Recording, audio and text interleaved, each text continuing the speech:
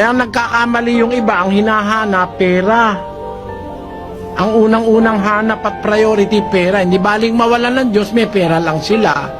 Kaya tuloy, may pera sila, wala silang katahimikan. May pera sila, wala silang maipon. May pera sila, napupunta lang kung saan-saan pangangailangan, nakakagipit-gipit pa yung iba, nalulung sa sugal o sa bisyo, etc. Kasi wala silang Diyos. Ang pangunahin ang Diyos, kasi ang Diyos ang pinanggagalingan ng lahat ng kabutihan sa buhay.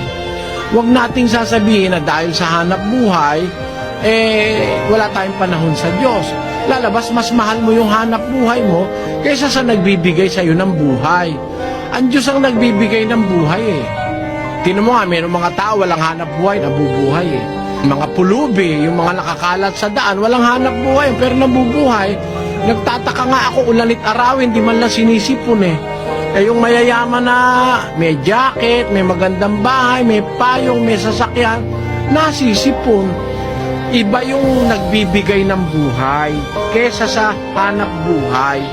Mas mahalaga yung nagbibigay buhay kesa sa hanap buhay. May hanap buhay ka nga, kung wala ka naman Diyos sa buhay, ay hindi rin maganda yon. At katunayan, kahit nga marami kang stock, marami kang pera, hindi pa rin batayan yon